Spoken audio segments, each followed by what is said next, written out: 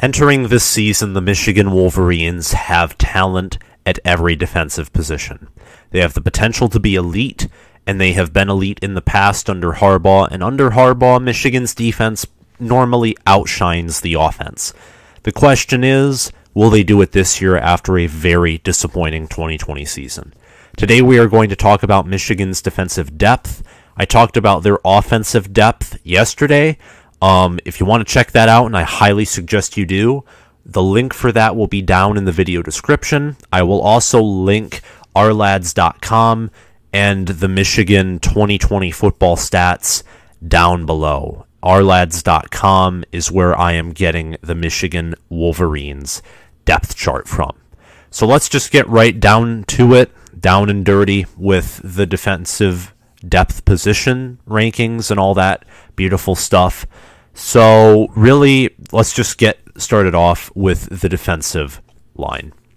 And the defensive line last year, first and foremost, what I do want to say is allowing 178 rush yards a game, an average of 4 yards per carry, and allowing more rushing touchdowns than passing touchdowns speaks volumes as to how bad this defensive line was last year. And you can thank Don Brown for that. You can really thank Don Brown and him doing the same blitz package, blitz package, over and over and over and over and over again and again and again. I'm so happy he's gone. But Donovan Jeter, Mazi Smith, and Christopher Hinton are your starters. Mazi Smith is the nose tackle from what I see, and we'll get to these player stats after we run through all of the position starters. Jess Spate and Julius Welshoff seem to be the primary backups for the defensive tackle position, and Jordan Whitley from Oregon State seems to be the nose tackle backup. And just looking at the backups versus the starters, there's not a whole lot of talented depth at this position. One player gets injured, the defensive line is going to slowly sink like the Titanic, especially against great teams like Ohio State, Penn State, and Wisconsin, great running teams. Teams that can run the football effectively and often do it. You're going to have a problem if this defensive line gets injured with these teams. But stay healthy. This defensive line with a 3-4 setup should be pretty solid, as Mazi Smith and Donovan Jeter are very talented young men. They have not had their breakout seasons yet, but I think under this new staff and new scheme, it is now more likely than not that they will finally get their breakout seasons. At edge and outside linebacker positions, I'm kind of merging them because I've heard that the edge position will kind of be hybrided with the outside linebackers in a certain way. You have David Ojabo and Aidan Hutchinson as the projected starters here. Aidan Hutchinson is arguably the best defensive player on the team this year, and last year he was unfortunately injured. And the backups for this position are Jalen Harrell and Taylor Upshaw. And David Ojabo is a relatively new player. Last year, he only had one total tackle. So, obviously, a backup last year, didn't get much playing time. This year, he seems to be a kid that is very talented, 4-star ranked player, I believe. And he just looks to be doing great this far. The linebackers, keep in mind, though, especially with Aidan Hutchinson being injured, and the edges in particular, even with Kwity Paye, were very ineffective last year. This defense performed far worse than the offense last year. And everyone would like to blame the offense and Milton and McNamara, and yeah, they were not the greatest. But this defense, I want to continue to reiterate, this defense allowed more points than the offense scored, which has never happened under Harbaugh. And the defense went from only allowing about 20 points a game last year, or 2019, pardon me, to allowing 35 in 2020. It's insane. It's insanity. And this is what happens when you do the same thing over and over again and never adapt. It's just what happens. And doing that and then not having a full off season to practice against other teams while the other teams have changed, but they know you're doing the same thing. That's what this results in. It's exactly what this results in, which is why coaching is so important. And at the inside linebacker position, you have Josh Ross and Nikhai Hill-Green starting. Hill-Green just recently passed Barrett on the depth chart, so our lads hasn't really updated that yet. And then you have Junior Colson as another backup along with Michael Barrett at the linebacker position. Your linebackers, and I've heard this about Josh Ross too, were not the greatest last year. You went from having guys like Devin Bush and others at the linebacker position who are now in the NFL to having this mess. And I don't think it's going to be a mess this year. We'll get to my thoughts on how I think the defense will do this year. But last year, there's no reason to hype up this defense. And I almost kind of am, and I feel bad about it. But there's no reason to be ultra excited about this defense. There's more of a reason to be excited about the defense than the offense, I think. But there's no reason to hype this defense as being like a defense of the decade or one of the top defenses of Michigan in the, 21st century. Moving on from the linebacker position, at cornerback, you have Jamon Green and DJ Turner. Daxton Hill, another star defensive player, will also be playing some corner. Vincent Gray, who started last year, has been moved to the backup position. Thank you so much, Steve Clinkscale, Mike MacDonald, Ron Bellamy. Thank you. Thank you so much. I am tired of incompetence and of allowing a Michigan State player who, no disrespect, no one really knows that kid's name. I forget his name. I knew it at some point, but he torched us, got nearly 200 or maybe even over 200 receiving yards in that game. Never really got a big game again. Just hasn't. It was horrible. So thank you for benching Vincent Gray and reducing him to just a second player, a second on the depth chart. Thank you so much for that. Cornerbacks last year were bad. And safeties pretty much were too, though Daxton Hill and Brad Hawkins, who make up the safeties, were far better and made more tackles, defended more passes than most others besides the cornerbacks. And we all know how bad the cornerbacks were last year. No question about that. None at all. None. So, really, the defense, just looking at all of the depth and looking at the players up front here, this defense is primed for great improvement. But before we get to that, I do want to read some of these stats for you. So, Josh Ross, linebacker, led with total tackles, pardon me. I was going to say tackles for loss. He didn't lead that. That was Kwity Paye, who's off to the NFL. Josh Ross led in total tackles, had an interception, just one, along with Daxton Hill, and unfortunately had no passes defended. Daxton Hill was second in total tackles, 4 passes defended and a pick, and Michael Barrett, who is now backup linebacker, was the only guy with a forced fumble, had 2 tackles for loss, a sack, 43 total tackles. Brad Hawkins had 2 passes defended and 40 total tackles and a tackle for loss. So your top 4 players by total tackles and top 2 had picks are returning this year. And that's good news, I think, especially with Steve Clinkscale coaching the defensive backs and Ron Bellamy coaching the safeties. I think that is great news. Vincent Gray, who's a backup, had 3 passes defended, 25 total tackles. Jamon Green, who replaced him, had fewer tackles but more solo tackles and more passes defended, which I think speaks to how he was, even last year, the better player. Going all the way down, You do have, you got Christopher Hinton, had 2 passes defended, 13 total tackles, 2 tackles for loss, and a sack. Aidan Hutchinson had 13 total tackles as well and 1 pass defended, but no tackles for loss or a sack. And even Kwity Paye, he only had 2 sacks. And for how much of a star he's looking to be at the Colts, that's just kind of unacceptable. Again, speaks volumes to see that Don Brown and Jim Harbaugh on defense last year did not really know what they were doing.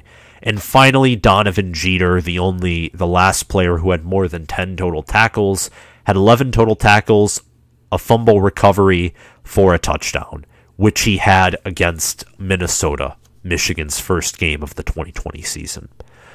And really, I just got to be honest with you. I got to bring back just 1 point. 1 point. And that is that allowing 35 points a game.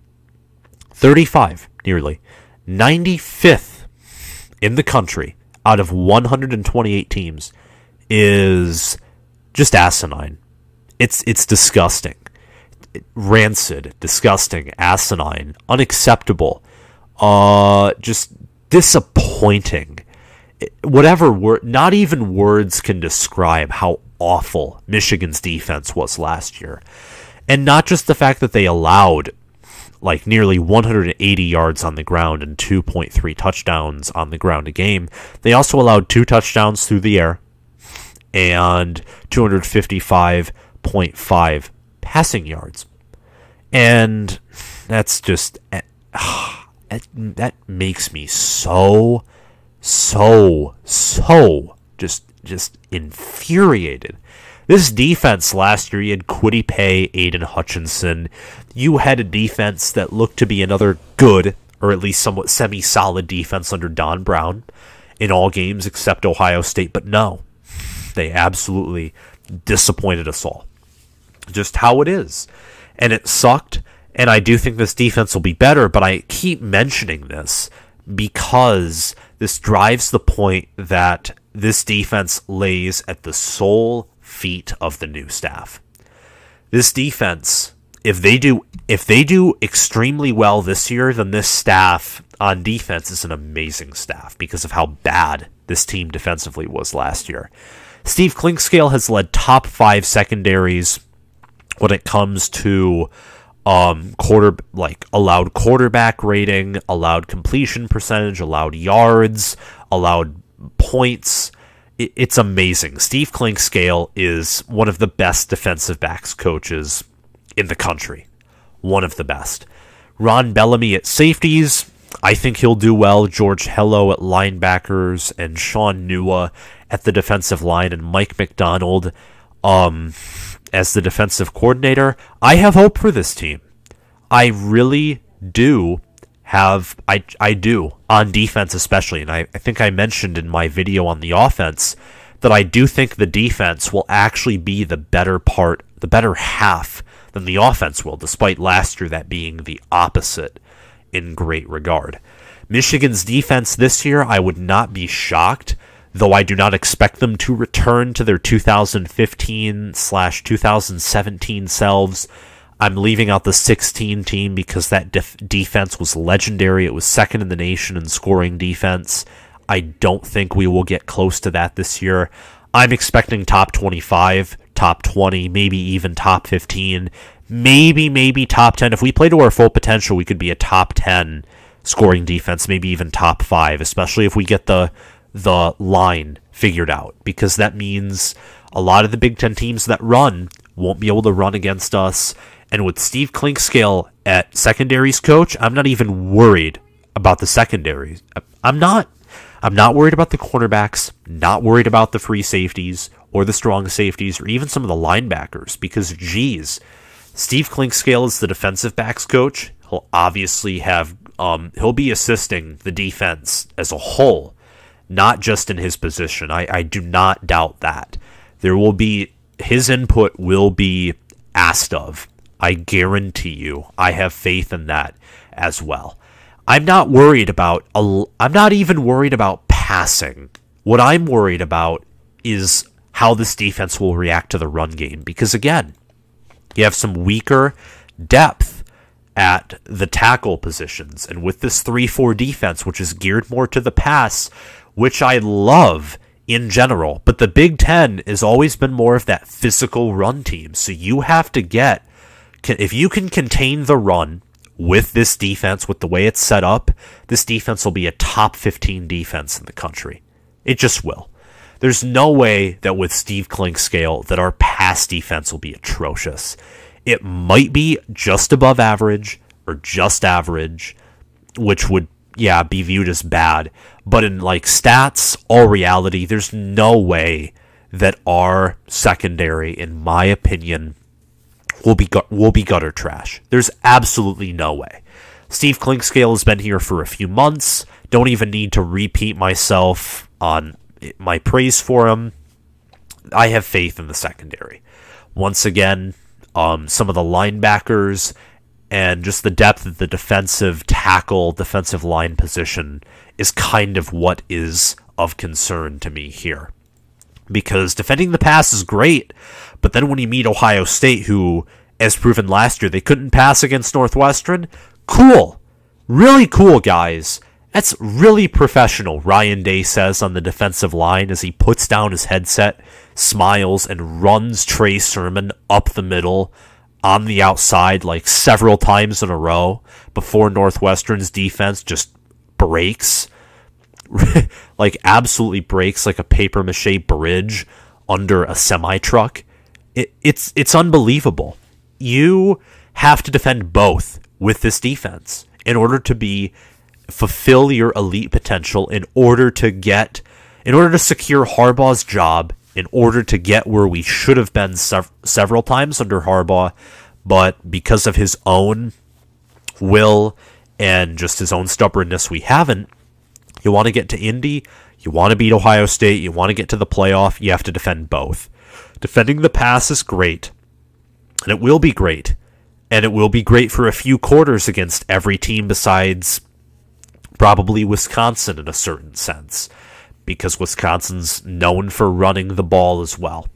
But it'll be great for a few quarters against Ohio State until they figure out that your defensive line has some weak depth and they haven't been playing so well. They feel you out, and then they start running up the middle, and that's when the problems begin. You have to be great at defending both. And I hope that Mike MacDonald understands that. I hope that Shaun Nua, the defensive line position, understands that. And I hope that Steve Clinkscale and George Hello and Ron Bellamy understand that. So that maybe if the defensive line isn't doing so well, we get plays where you have some guys coming up, but not being stupid about it and doing it every play, but just helping out the defensive line a little bit. Just helping them defend against the run when you think that the opposing team is going to run against you. That's all I'm going to say for today. I don't have much more to say. Maybe I rambled just a tad too much. I don't think I rambled too badly. But that's all I have to say for today regarding Michigan's defense. If you like this video, please subscribe to this channel. We're almost to 1,000 subs. And once we'll be doing that, I'm going to start using the money from monetization just to better this channel. And I'm going to start trying to introduce some live video in a certain sense. Probably a recording of myself talking, maybe highlights. It's still undetermined. I'm trying to talk to some people that I know who are experts on live video and just all that good stuff and get their input. Thanks again for watching, and I'll see you guys around.